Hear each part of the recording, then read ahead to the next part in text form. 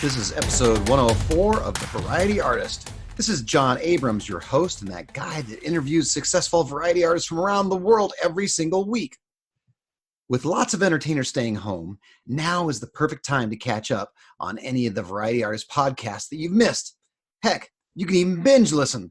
I'll be like the Netflix of podcasting. Lots of us have extra time on our hands. For many of us, these are challenging times. Well, I have the perfect interview for these times. Today's guest is going to give us strategies to help us through. Sure, we have fun in the interview, but we also talk about the serious issues of the day and what you can do to come out of all this better than you started. In fact, he even has a special offer to help you get through those times.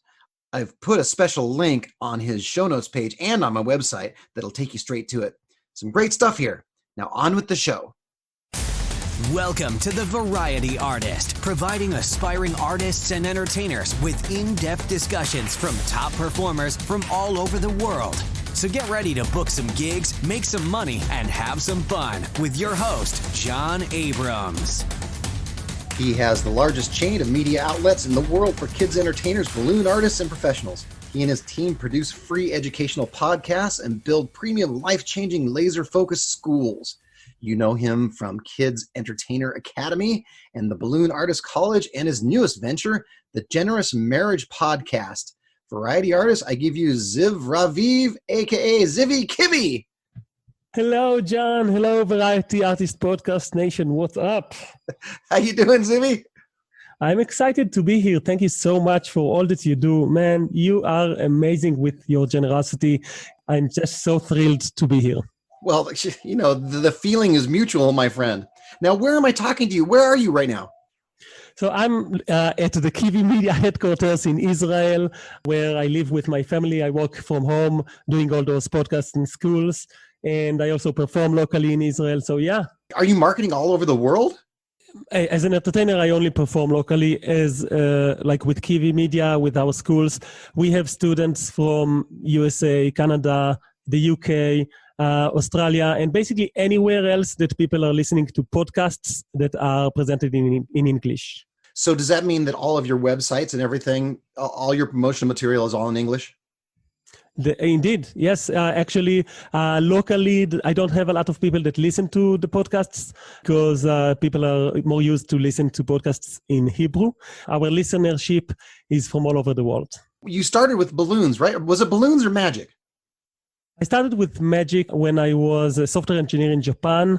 I just went over to a toy shop called Kiddyland and bought a few magic tricks there. Just fell in love totally and immediately with magic. Started to perform while being in Japan, in the streets of Japan in Tokyo. And then when I came back home for like a year, I started to perform for my family, like we all do in the beginning. Yeah. My wife suggested I pick up balloons. I fell in love with balloons totally. They pretty much took off significantly as a performer. When you were performing, were you doing more balloons or more magic at that time? At the beginning, it was something like, I would say, 50-50. Mm-hmm. I would say it still is 50-50. I love like looking into my magic and trying to realize what am I doing with my audience. And when I do balloons, I actually believe I do real magic. It feels like it. And the nice thing about knowing magic and balloons, like Buster Balloon does, is you can combine the two to make a really spectacular effect. Totally. Like there's no one that does it better than Buster Balloon. Yeah. There's just a lot of ways to incorporate balloons into a show, from props that will become later a part of a story, even with balloon storytelling, like Annie Benany does, for example. Mm-hmm. Personally, I use the balloons for both the routines and for empowering a birthday kid with a special balloon. I even decorate some of my events that are premium feed. I just love how people react to the balloons. It's so magical. It is magical. It's colorful. Kids love them. Adults love them, even though sometimes they don't want to admit it, but they do. They do. So with your magic and balloons, have you entered any competitions or do you volunteer anywhere or anything like that? At the beginning of my journey as a magician, I was really putting a lot of efforts into building my material and writing new content and numbers. And I did compete locally in Israel. I won the second place in the tournament of magicians, the national tournament of magicians that we had here in 2012. And then I also won like a fast balloon twister competition locally. I didn't compete anywhere else, focused my journey on education. I didn't continue with that, but yes, a little bit. Wow. So you competed in a magic contest and a balloon contest. That's great. Yes. That's in great. two different occasions. Yeah. Well, since we're talking about business, let's get into this because this is your main focus now, right? It is. This COVID-19 thing, this coronavirus has really affected us here in the States. Has it been a big deal in Israel? It is a big deal. I'm hoping that by the time people are hearing this, they know it's even a bigger deal, but they listen to this and they are hoping that like it will soon go away. And I do predict that it will go away soon. Mm-hmm. So right now in Israel, you're not allowed to go out to an event where there's more than 10 people. Only up to 10. So basically all the event industry is shut down. You can't go to the cinema. You can't go to a restaurant. The entire business is shut down. And I find this situation an amazing opportunity for many entertainers out there. It's an opportunity to use the time to go back to your business, to the roots, to work on your marketing assets, to polish your act, to increase your improve your skills, and to sell your existing services as is for the future, for like a future date with some sort of a coronavirus insurance where people are allowed to shift their date into another date for free, even if it's a high demand date. They can you allow them with the coronavirus insurance. You allow your customers to shift the date to another date, even if it's a higher demand date. You give them priority over the date, which is something you can always claim. Wait, that's a great idea. Let's stop there for a second. So you're talking about an insurance policy. When you sell your show, you say, hey, here's my show. For an additional whatever X amount of dollars, you can have an insurance policy that says if this show cancels because of coronavirus or any specific thing, they can reschedule to a different time, anytime. Basically, I don't even need to sell the insurance for extra money. I can just use it as a leverage for talking with someone in the middle of this corona craze and still get them to trust me and work with me. So right now, everyone are uncertain. They're afraid to book you even into like 2 months from now. They're not sure if the event will happen or not. 4 months from now, they're even afraid. Yeah. But if you give them something like the corona insurance, they are protected. So you tell them, no matter what date you need in 2020, I will be giving you the same price, you will get priority in choosing the date, and you will get, even if it's a high demand date, you will get the date for the same price. And if you need to reschedule again because of Corona, after rescheduling, you need to reschedule again. As long as it's within 2020, you are allowed to do that. All I ask in return for the insurance is my 30 or 50% deposit. If you pay in full, I will give you a 10 or a 20% discount. There you go. You can overcome this situation by just selling your existing show, by doing your marketing in exactly the same way, only show that you're aware that there's a white elephant in the room, which is the coronavirus. Are there any other strategies that you can think of just off the top of your head? It's all about listening to what is happening every single day. So if today in America, there's a lot of places where there's no milk, this should be your angle. It should be, using the fact that people are aware of the fact that there's no milk. So it might be that you have a video of you drinking milk and saying, hey, when I come to your event, I will bring a gallon of milk on me for every show. Or it might be something else that you tie into milk. Well, in the U.S., it's toilet paper for some crazy reason. Yeah, so toilet paper on certain countries are missing, milk on some other countries. You need to listen and you need to adjust to every single day that is happening because the corona is changing everything really, really fast. Yes. But if you are calling a school or a village that might book you for a show or a city town hall or whatnot, or a library, you're talking with them, every single day will be a new day. It will have a new message that you need to tailor according to the events in your area. Mm-hmm. Yes, you might call a librarian and they might be pissed because right now it's a hard day for her. Yeah. And you need to apologize and you need to tell her, I'm sorry. And then you need to call her the next day and apologize again because you really are worried that she is not okay and you care for her. And then you sell your show again the next day. Like you can still do whatever marketing it is that you do. If you do SEO, keep doing SEO. If you're doing cold calls or an email outreach or Instagram, whatever it is, just keep doing what you're really good at. If you're not good at any of these, then you need to learn and use this time to just improve your skills with that. I'll tell you what I'm doing right now is I'm doing online classes for kids, teaching magic. And I think anything that somebody can do, if you can convert whatever you do online, it might help you pass this hard time, but it may create an extra stream of income for when everything is back to normal, if everything goes back to normal. I think that's smart, especially if it is not in competition to what you will do in the future. So let's say if you're a weekend worker and you're now selling something that will eventually create an income stream for the middle of the week, then you're not really competing with one another so much. The only loss that you are losing is like loss of time on developing your marketing for your number one moneymaker. So I work with the 80-20 rule. I see the 80-20 rule, the Pareto law, in action very, very often. In general, the Pareto law means 20% of your income is generated by 80% of the efforts, and 80% of your income is generated by 20% of your efforts. Right. And the idea is to get rid of the dead weight and give yourself a better ratio, right? Yes. Focusing on the stuff that work. So in terms of like teaching kids right now, it's a good opportunity if you're going to do it anyway.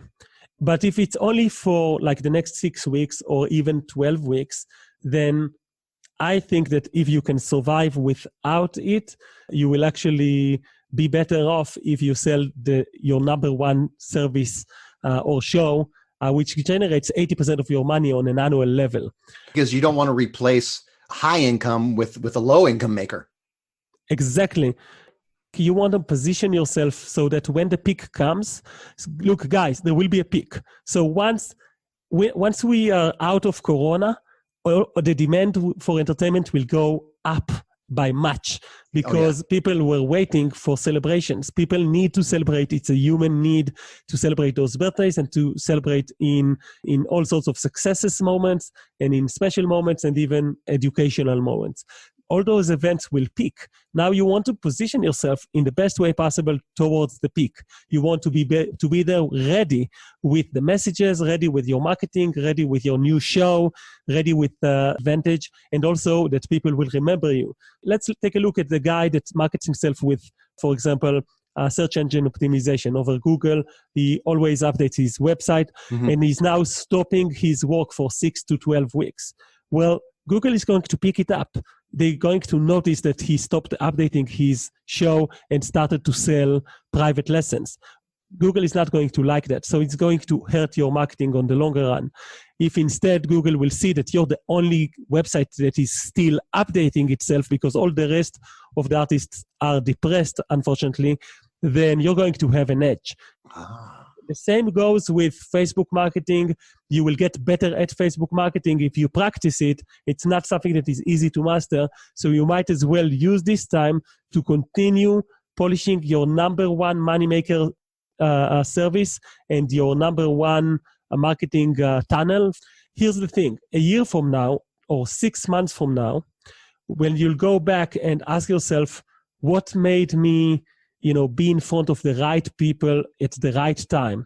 It's your show. Your show is generating more shows for you. Right.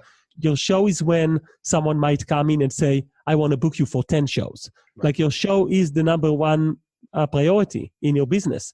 If you'll go and do like a private party over Zoom, like a Zoom is some technology for video video sharing and basically like Skype.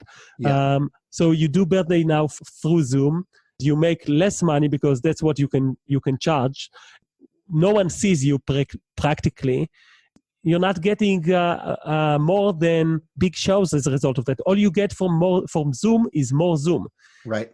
On the overall, you're basically lowering your chances of leveraging all of the strengths that you have, and you're going to make on annual level less money. I see what you're saying. Ouch. Do you think that once, I mean, this is just kind of an opinion question.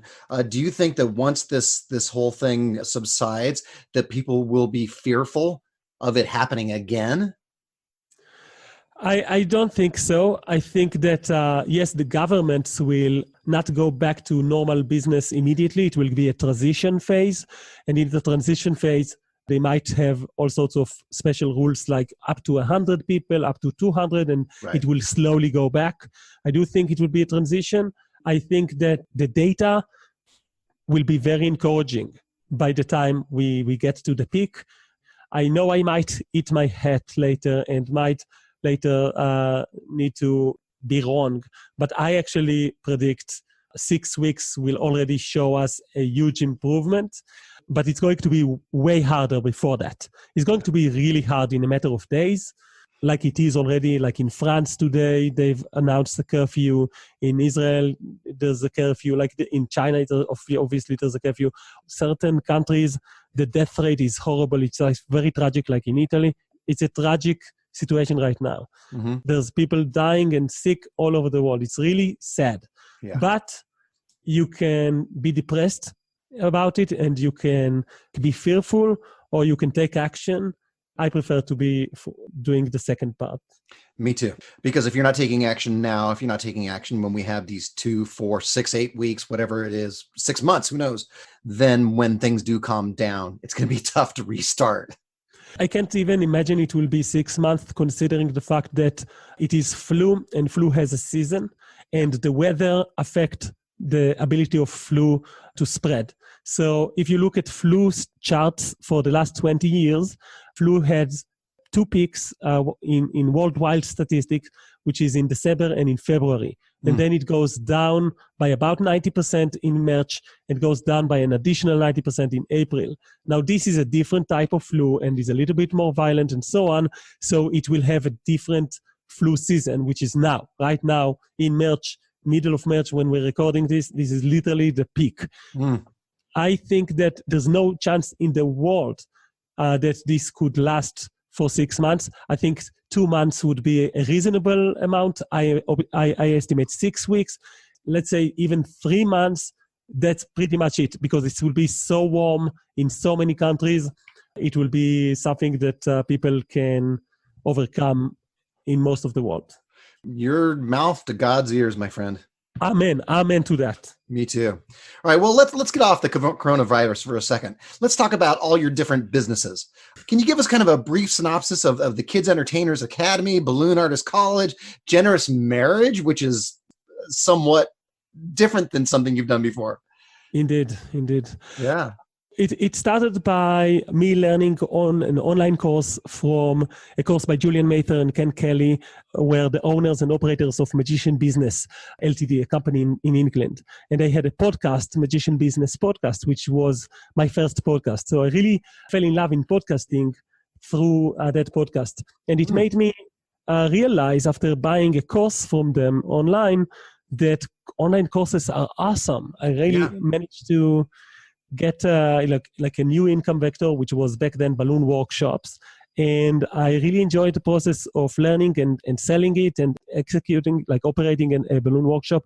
So it made me think I should do something like that too. And because they were already in Magician Business Podcast, I thought, well, I love balloons as well as magic. And I actually, if I had a time machine, if I was forced to go on a time machine into the past, 200 years into the past, and I had to choose either a pack of balloons or one pack of cards, I would take the pack of balloons with me. Even though they will be eventually destroyed, I believe this will put me in a better position to show some real magic for me personally. That's how passionate I am with the balloons. So I started a podcast in 2016 that very, very quickly, within 3 months, have created a big following and an audience of people that are passionate as I am about balloons.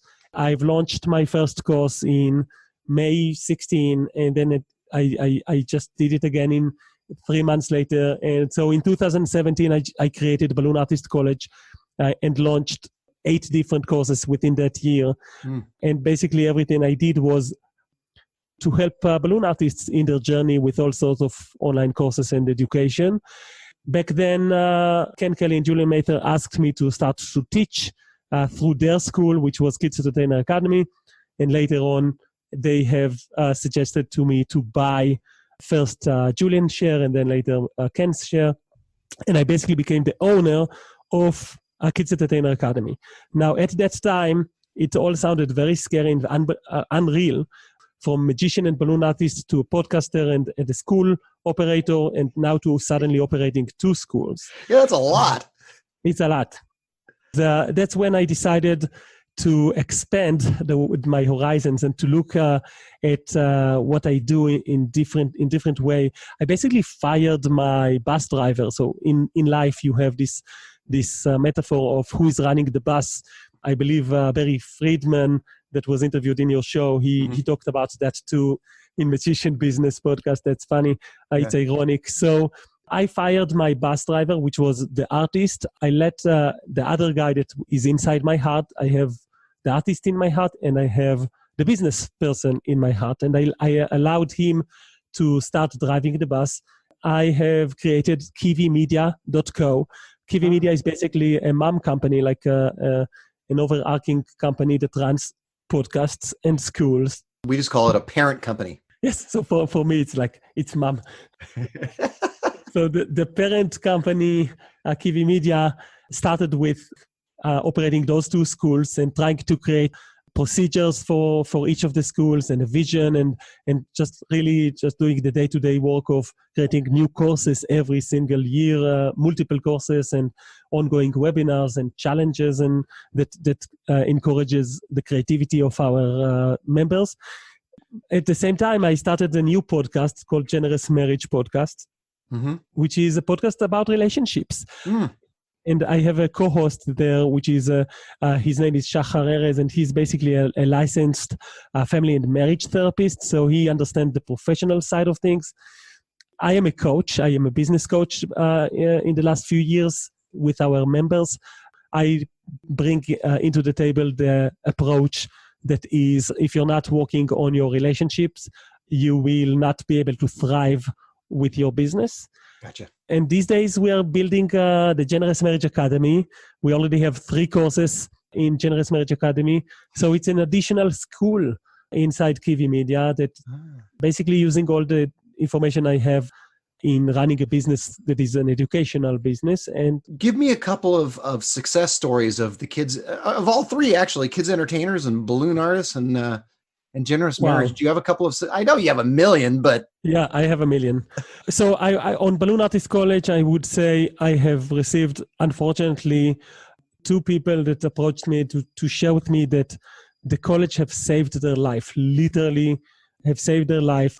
It's really sad to look at it as a success story, but it's important to raise the awareness for this. But depression, the artist curse is something that is very hard to go through alone.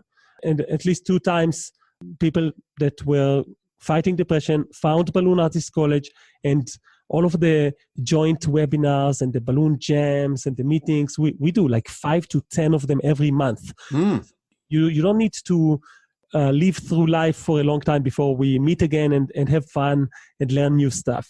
Of course, we have members, like we had a member that did 1 balloon challenge with us, like a 21-day challenge that we have in Balloon Artist College. Through that challenge, she managed to bring something that she made for the challenge with balloons. She gave it as a gift to a shopping mall that eventually hired her for 8 different festivals with very big very big gigs, just from like 1 design. Nice. In Kids Entertainer Academy, we have members that literally have become full-time entertainers with either magic or with kids entertainment. Nowadays, we teach soap bubbles, we teach clowning, we teach workshops, balloon storytelling, all sorts of things. One of our members actually reported that they did over $46,000 directly tied in 1 year to the work that we've done with them through these courses. Talking about people that even reach high-end 5 figures as a result of learning with us. In Generous Marriage, it's all about saving the marriage. Can you save this marriage? This is like a question that a lot of time people ask us, like, can we save our marriage? And the answer is yes. Relationships are important. We all go through a lot of hurdles with our relationship. I talk about my personal hurdles as well in the podcast. I think that it's really important to put efforts into it, even more important than putting efforts into your business. Because from what you're saying, what is it? A happy wife is a happy life. If you have a good marriage, then everything else will, or a lot of other things will fall in place. So actually, this was proven by science. So there was a lot of researches done on the amount of income that people make and their healthiness, like how healthy are you? And married people are by far significantly wealthier and healthier. They make more money and they're healthier. Now, it's not easy and it can be, with a lot of fights in the middle, but there are like waves in a relationship. And if you work on not falling too low on the wave, you can actually change your trajectory into the better. I personally think that business is so hard and so complicated. There's so many moving parts. The details matter. Every single detail matters. There's no silver bullet. Sorry. It's all hard work, all uphill. So if you have something going on right now with your relationship, with your marriage, with your spouse, why should you walk the extra mile and go through all of this hurdle for who? For making more money for who? For your wife that you constantly fight with? No, let's do instead something else. Let's go and watch Netflix. So the amount of time that you lose every day by being pissed, by being angry, by being frustrated, by being with a need for love, a need for connection, a need for safety, all those needs, they are real stuff. If you don't have those needs, how can you focus with your business providing those needs to other people? How can you provide love to your audience if you're not really like getting enough love in your relationship? Makes sense. So it isn't as far off the beaten track as I thought it was. They are kind of all commingled, one kind of benefits the other or complements the other. Totally. Yeah, what I'm thinking? What I'll do is I'll put on your show notes page a way someone can join maybe the Kids Entertainers Academy or or actually all three, Balloon Artist College and Generous Marriage Podcast. Does that work for you? It does. I'll make sure that I'll give you the links to do that, and we'll give someone that joins even a copy of my ebook, The Champion Building System, which is a really valuable ebook. Oh, well, now will that be a bonus just from the people that I send you? Yes. Oh, perfect. So go to thevarietyartist.com and I'll have a nice link on Zivi's show notes page. It'll be awesome. And then you can join Kids Entertainers Academy there, Balloon Artist College there, or the Generous Marriage Podcast, and you'll get that free bonus. It'll be awesome. We'll get off the business thing. We'll get to know you a little better. You want to? We've already gotten to know you pretty well. I mean, for the last 40 minutes or so. But what we're going to do is we're going to play a little game I like to call Fact or Something John Just Made Up. Does that sound like fun? Yay! You've been waiting for this, haven't you? I have waited. Is it fact? Or is it something John just made up? Here's what's going to happen. I'm going to give you a headline. You're going to tell me whether it's true or not. And if it is true, tell me a little more about it. Awesome. Okay, first headline. Zivi accidentally stole the keys of an entire military prison and then disappeared from it in a public bus.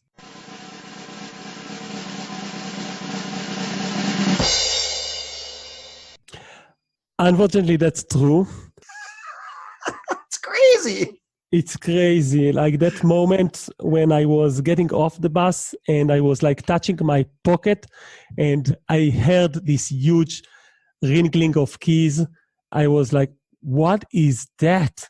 And I was putting my hand into my pocket and I was like, oh man, I'm in trouble now because I just got out of the prison where I was serving as a military police officer.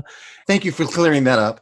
Yeah. That's an important piece of information. I was assigned for a 2 weeks job of helping people in that prison.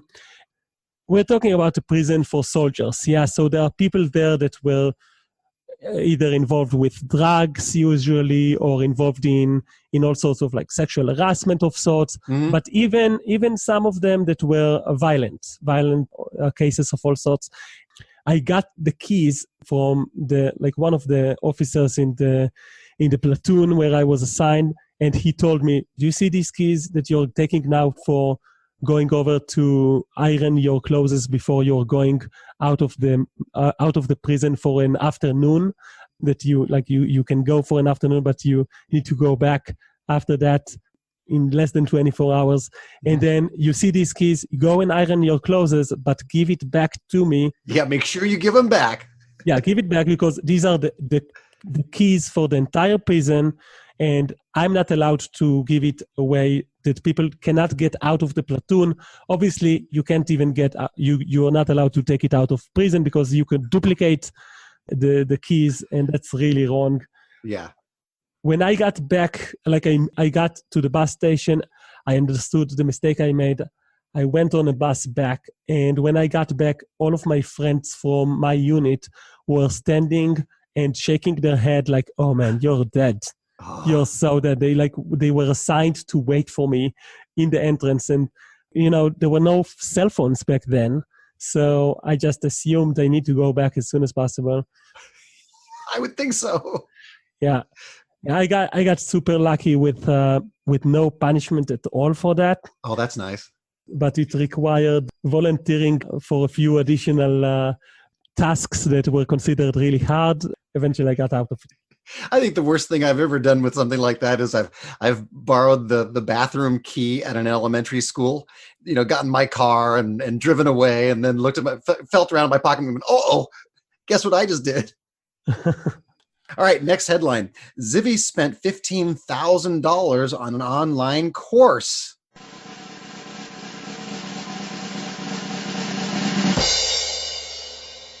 That is true. What did that include? $15,000. That was actually one of the best moves I did in my life. And the return of investment I got from that course was over 1 to 10. So I did a lot. I made a lot of money from learning these things. And basically it was a coaching program. When I became the owner of Magician Business Ltd. and started to operate myself as Kivi Media, I understood I needed to sharpen my skills on thinking big, on strategy, and also on coaching. I signed up for a program that it was really scary to join because of the $15,000. That's a lot of money. Yeah. It was 8 weeks, unlimited coaching sessions with my coach, a person that was that makes $1 million a month. So someone that is high caliber, not in the entertainment niche, obviously. And he created this program that challenges people to achieve greatness and to expand within 8 weeks. In those 8 weeks of the program, I managed to self-publish a book. I managed to grow my business. I managed to challenge myself physically and run on a mountain run, on a special race I call King of the Mountain. And I managed to save my marriage, actually. And that was the point in time where I decided that I have to do the Generous Marriage podcast. It was also a point in time in which I have created a strategy for my business, for Kivi Media. And that strategy really paid off financially, and I serve a lot of people and help them in their journey, and as a result my business grew by much. It's the best $15,000 you ever spent, huh? Definitely. What? I asked my wife at the end of that program, look, I just spent $15,000 on this program. It's 8 weeks and it's done. That's it. What do you think about the investment? And she said, I think the program was underpriced. Oh, nice. Yeah. Nice, beautiful. All right, next headline. Zivi invented the 6-foot balloon.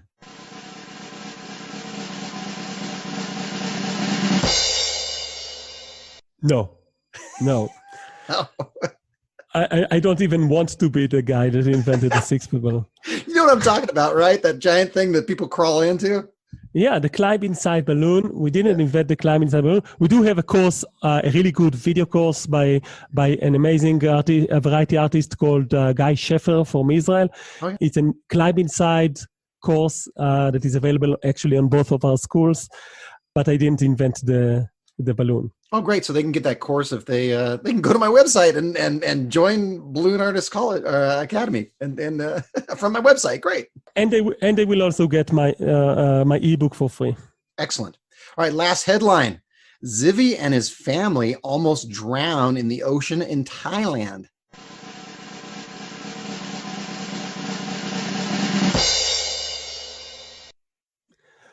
That actually happened. Oh, what happened there? So we were traveling in Thailand in an island, and we were walking on a very shallow water pathway from one island to another. Like it's not very far. It's something like a quarter of a mile or something like that. But by the time we wanted to go back, the sea level changed, and we just couldn't see where the path is.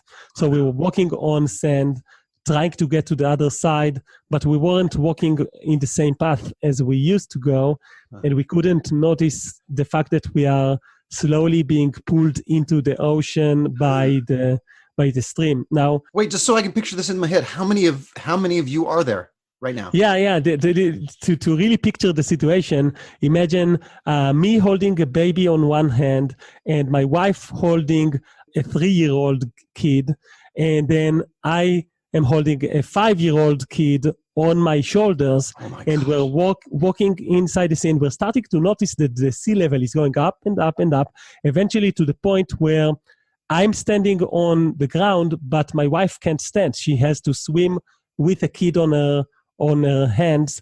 So I was able to hold her in one hand and to slowly change the direction and to walk very slowly and very carefully towards, like, going back to where we know is pathway.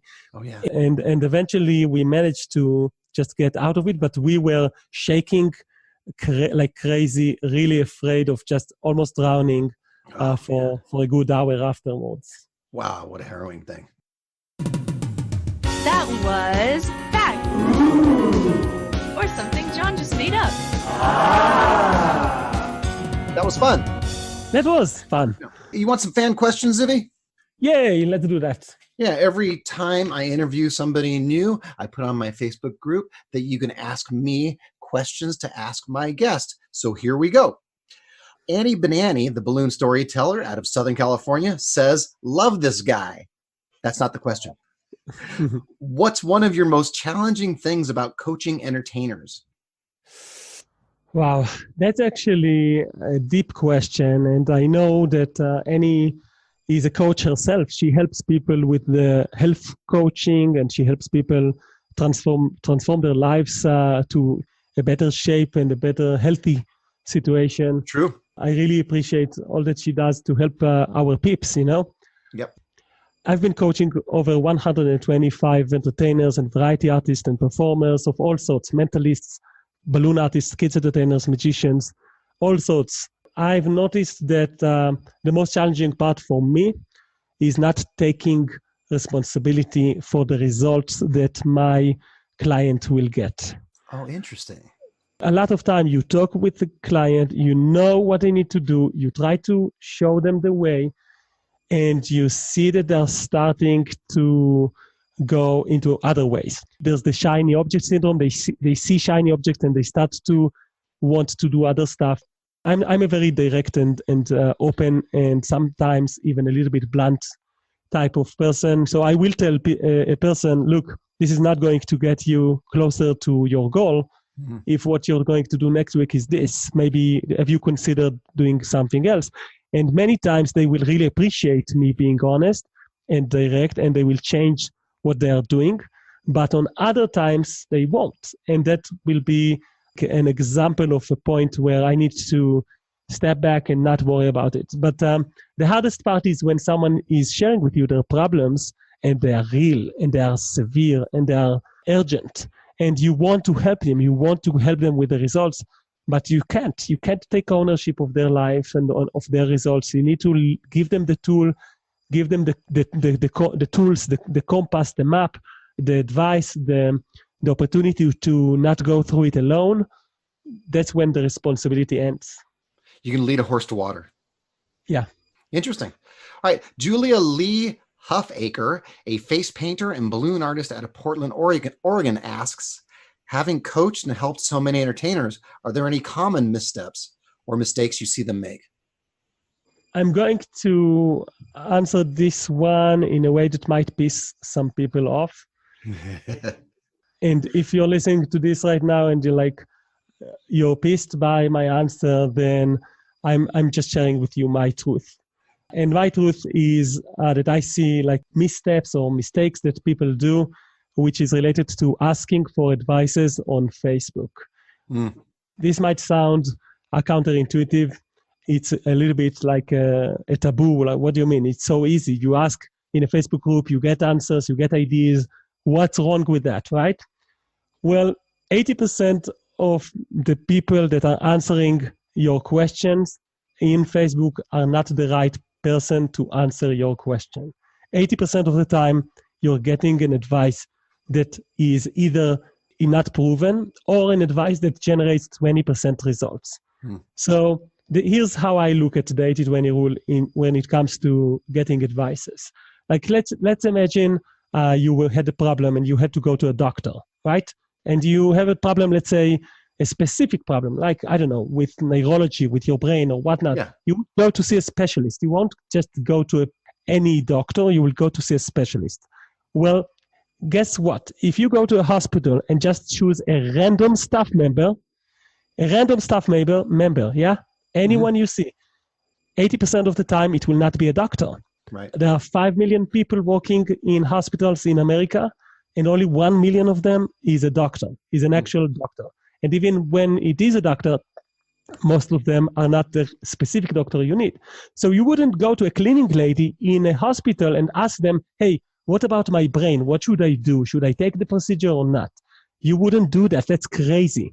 But that's what people are doing every day of their lives on Facebook with their businesses and marketing.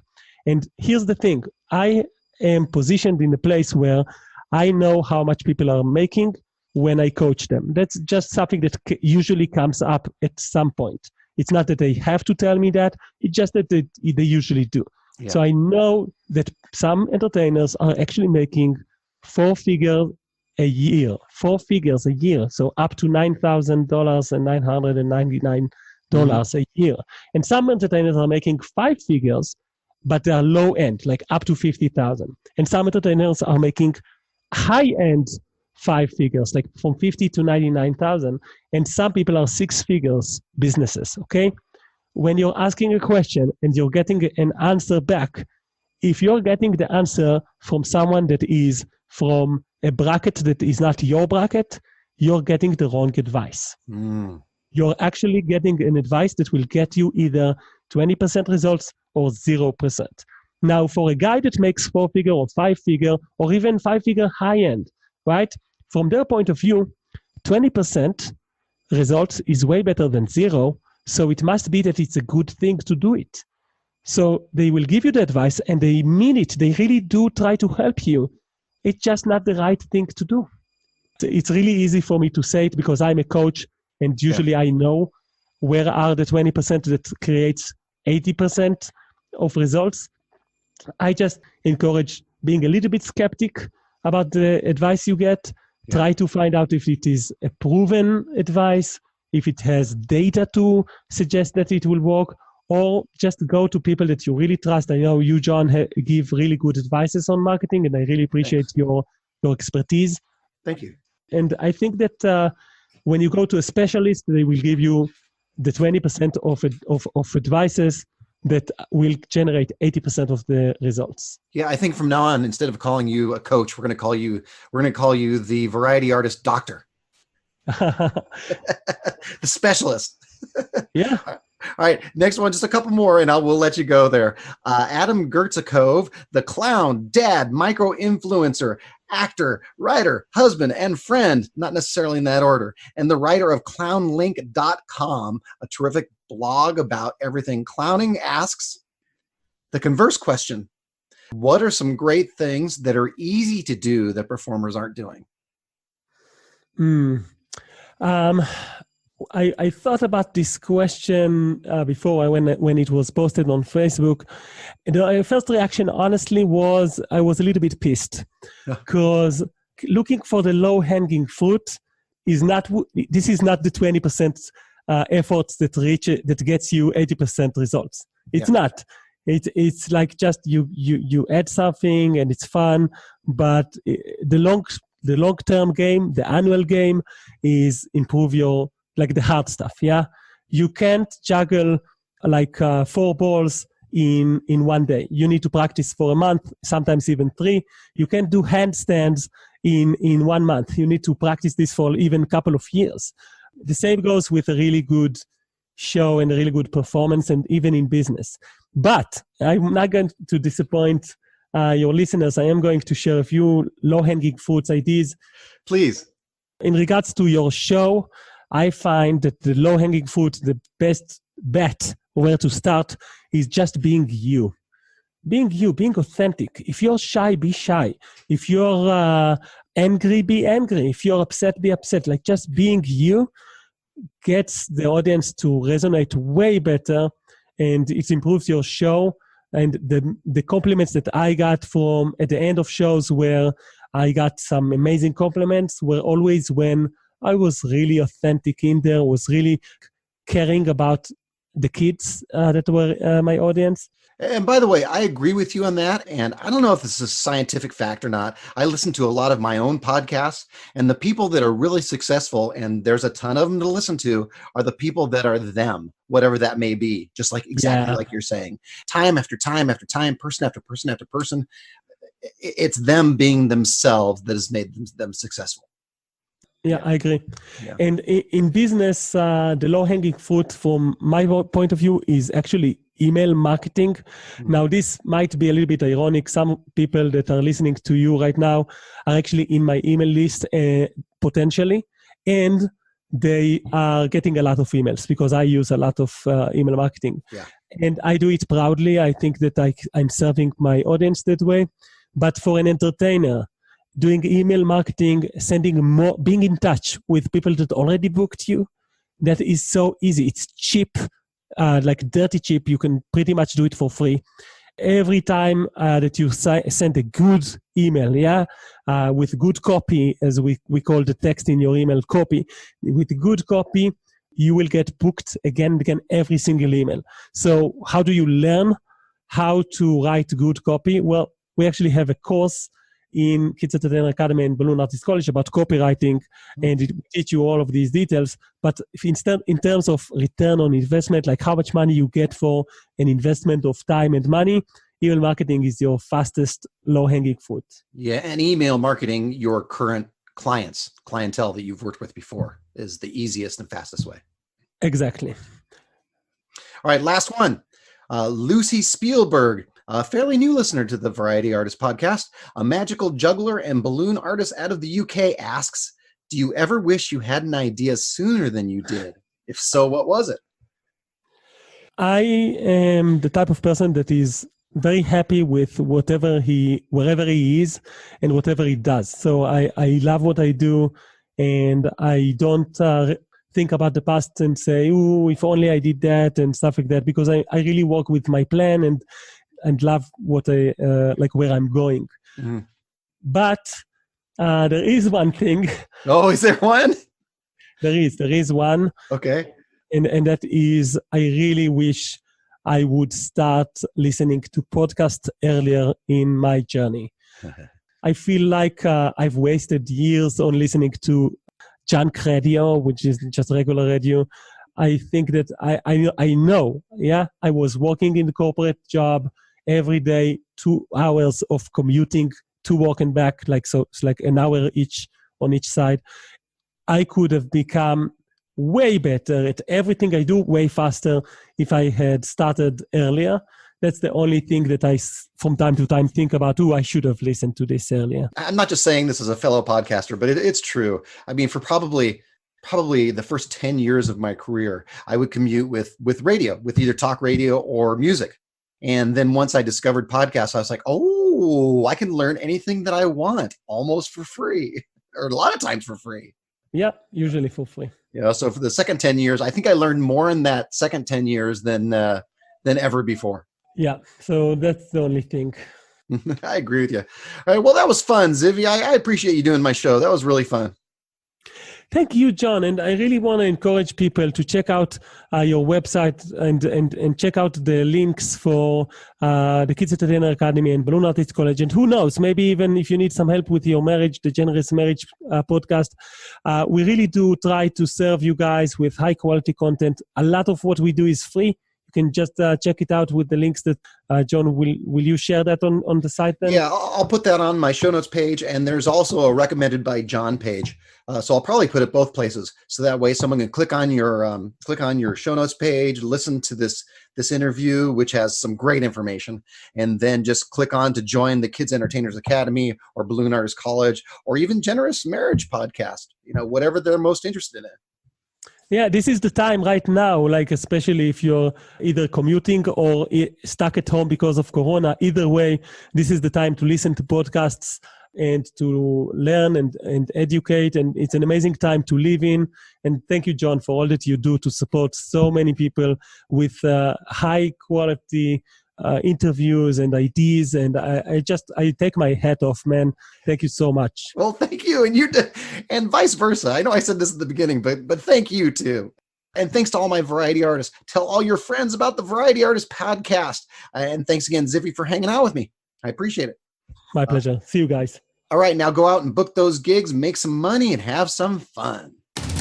That's all for this episode of The Variety Artist, but your journey continues on our website. Go to thevarietyartist.com for more strategies, insight, and resources, as well as show notes on today's guest to assist you in your career. We'll see you on the next episode of The Variety Artist. But until then, go out and book those gigs, make some money, and have some fun.